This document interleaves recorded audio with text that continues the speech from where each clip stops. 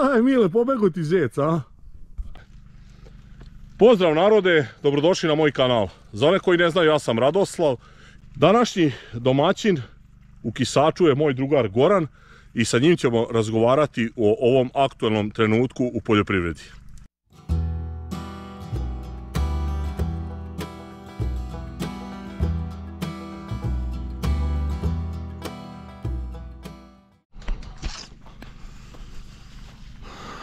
Evo, današnji domaćin nam je moj drugar Goran Filipović iz Kisača.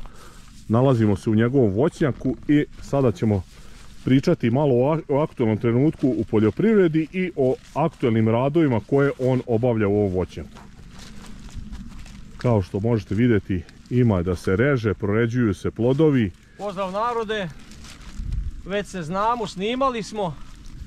Evo sad recimo imamo, bila je pre jedno 2 nedelje prva hemijska proreda, znači da otpadnu samo cvetovi, ovi koji su već formirane jabuke ostaju. Pre onda jedno 3 dana smo radili drugu hemijsku proradu koja je isto dosta dobro odrađena, ali uvijek ima da mora i ručno da se odradi. Tako da recimo kad se naiđe ovako recimo na nekih 4-5 jabuka koje su jako blizu, koje to grana neće moći da izdrži, pa onda se ovako najmanja jabuka recimo mora saseći. To je jedna radnja, radimo sve zajedno. Druga radnja je ovi izdanci, to se desikanto mora odraditi. I treća operacija je začepljeni, pošto imamo problem sa vodom, ima dosta kamenca u vodi. Ovaj reon, 2-3 voćnjaka imamo taj problem, tako da hoće da se začepe ove kapaljke, onda ne kaplju, onda moramo ovako malo protresti, udariti da počne da kaplja. Inače su već ih zapekle ove što su bile, da, to smo mi naknadno ugrađivali kapaljke, ove su se stare zapušile posle 2 godine. Usput tu ima još alata, imamo recimo i trovanje miševa. Od jeseni smo ovdje 60 kila otrova potrošili, to je bilo strašno, znate i sami kako je najzde i u žitu bilo, komšija to ima žita i on je non stop tu trovo. Tako da još ako mi se negdje, ako primetim negdje rupu, još ubacujem onda i otrova. Tako da to su već 3/4 operacija je vezivanje 4. žice, znači tu su ove gumice. Znači ove gornje grane, jel? Da, tu sve nosim, tu je sve u kesi, onda vezujemo recimo i tu recimo granu. Evo i to ću znači pokazati ovako, znači to ovako radi. Umota se oko žice 2-3 puta i onda se ovako samo veže. Ovaj žicu zadnju smo 4. stavljali pre 1 nedelju dana. Prošle nedelje smo i mrežu stavljali. Tako da u voćnjaku ima uvek puno posla. A naravno sve to iskombinuješ još i sa radovima u ratarstvu. Tako je. Par dana je moralo biti pauza u voćnjaku. Dolazio je sin, on više se bavi ovim voćarstvom. On je svaki dan u voćnjaku, mora se zalivati. Vište ovo Radoslave, ovo je palo katastrofa, malo kiše. Za 4 mjeseca imamo bukvalno prosječnu padavinu za mjesec dana. Od 30-40 litara je palo od polovine decembra do danas. Tako i usevi izgledaju. Evo komšijsko žito isto vidim da je se isklasalo, ma kakvi, nije ni do kolena. I jako je i retko, tako da prinosi će biti jako slabi po meni. Znači imate jedno 150 litara deficit padavina? Sigurno jedno 150 litara, da. Prošle godine smo imali u maju mjesecu 300 litara, bukvalno skoro za celu godinu. Sad eto od polovine decembra mi nemamo nekih 30-40 litara kiše do sad. Dobro Gorane, vidimo znači da ima posla i preko glave. Sad mene zanima tvoj komentar na trenutnu situaciju što se tiče subvencija, kako je u vašem kraju isplaćeno, kako su ljudi zadovoljni i na ovo što postoji izgleda neka borba ko će biti ministar poljoprivrede i što nam se tu izgleda ne piše dobro ukoliko neka grana koja preti da će da preuzme vlast pobedi. Pa vidi ovako Radoslave, subvencije u principu uvijek može bolje. Ja retko kad ću biti zadovoljan, ali sam zadovoljan postignutim do sad. Puno se uradilo za 1,5 dana, ti sam znaš koliko smo truda, napora ugradili u sve to da uspe. Izvojovali smo te subvencije, vidim ljudi dobijaju, sad je to već malo ozbiljno, možda i 75% ljudi je dobilo tih 18.000. Trudit ćemo, gurat ćemo se za to seme da se to ispoštuje. Zato mi je nekako možda i prirodno nama, ljudima koji su bili na protestima, da ostane ova ministarka, jer već imamo nešto započeto, imamo neka obećanja, pa sad ako dođe do neke promjene, ja se bojim da ne bi bilo nekog uskraćivanja obećanog. Misliš, pravit će se lud nov ministar, kazat će to, ja nisam s vama dogovorio i gotovo? Ne bi me čudilo, tako da ja bih volio da ostane ova ekipa kad je već ostala, nego ostanu oni, da završimo ovaj proces i onda da ne dozvolimo nekim ljudima da to preuzmu, nekoj struci koja iskače u zadnje vreme, koja hoće tako da nas zavade i sa stočarima, sa, ne znam, ratare protiv stočara, pa voćare, pa nešto se tu ubacuje, neka... Znači, već najavljuju ti neki stručnjaci da ne valjaju ove subvencije, da će to uništiti u dugoročnu poljoprivredu, što ja mislim da nije istina. Oni su više za neke investicije, bespovratne, dizanje voćnjaka, ne znam, dizanje nekih farma, štala, kupovina matičnih nekih grla krava, što ja mislim da je za to jako kasno. Vidiš i sam Radoslav koliko je štala prazno, mislim sve je uništeno, stočni fond, a ovo voćarstvo, ne bi da se stočarstvom, nisam se nikad ni bavio, ali vidim iz priloženog u selu imam samo 2 stočara, a pre recimo 20-30 godina ih je bilo svaka druga kuća. A što se tiče voćarstva, posao je strašno velik, ne kažem, odraditi se može kad se dobro sve iskombinuje, znači može se uraditi, samo brine me to što...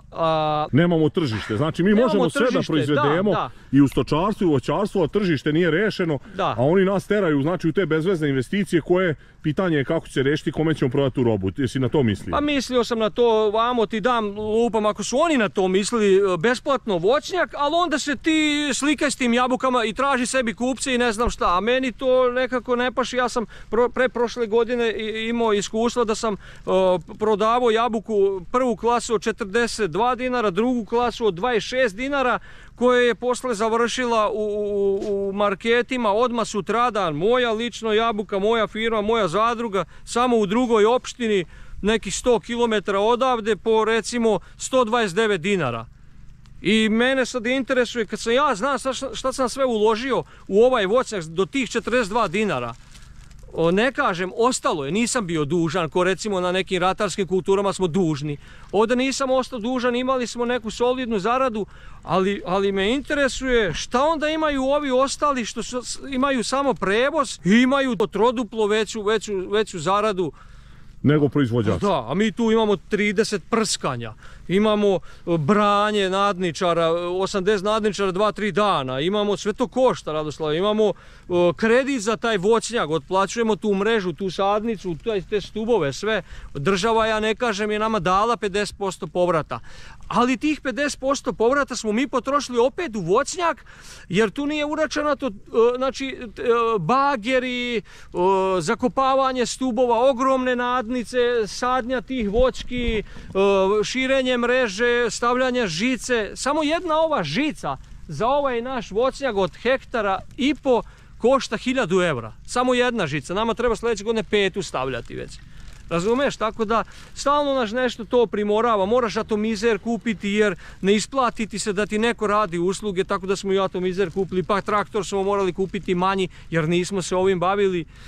Mi se trudimo, ali onda gubimo nadu i volju kad vidim kako to na kraju taj proizvod završi. I pošto ga građani kupuju. To ti je bukvalno, Radoslav, kao u ratarstvu, žito 17 dinara, a kifla 50 dinara.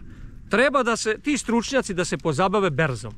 Nama je najbitniji problem i najgorući, jesu subvencije, pomogle su ljudima, ljudi su se malo rasteretili, ali moramo stati, vidjeti, više preseći da ne zarađuju između nas, proizvođača i krajnjeg kupca, još 10 lanaca. Tako je, znači tržište treba da se riješi. Tako je.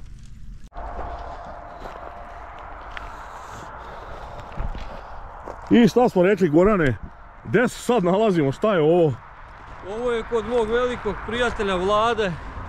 Ovo je bio voćnjak trešnje.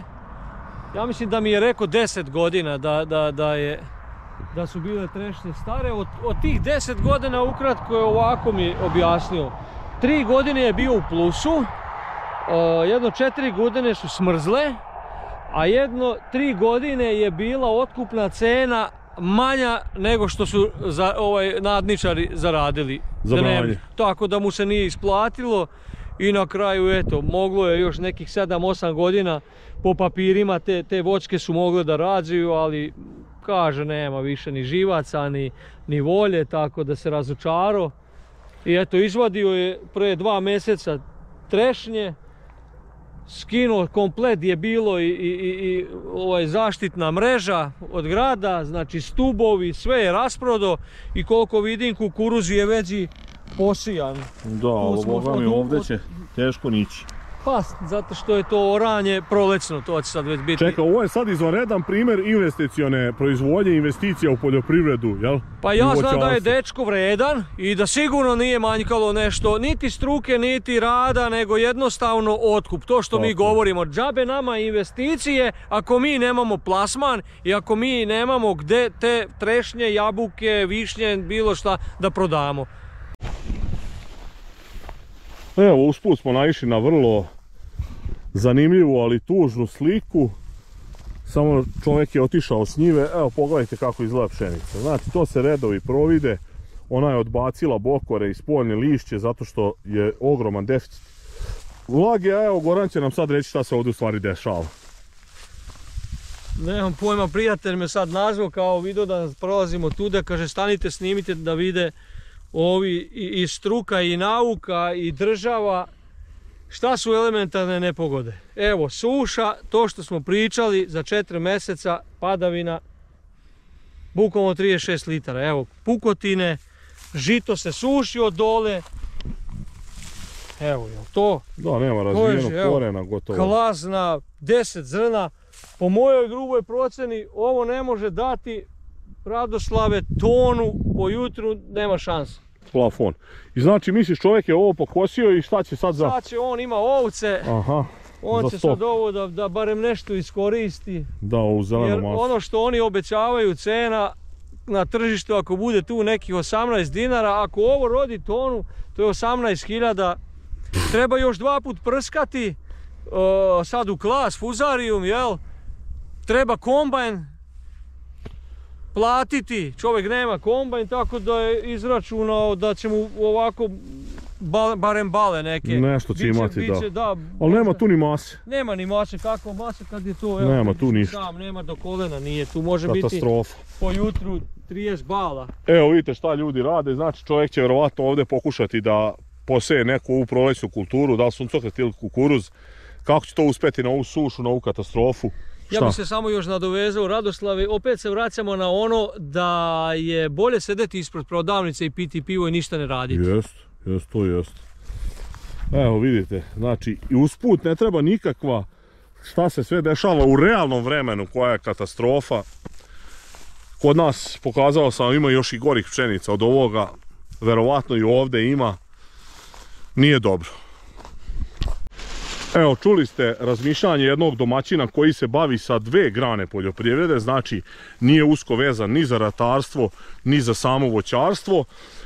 Kao što ja ranije sam i pričao na mom kanalu, mi moramo pratiti dešavanje u okruženju u Europi, znači ne možemo imati različito tržište i različite subvencije, znači ako oni subvencionišu po hektaru, mi moramo subvencionisati po hektaru.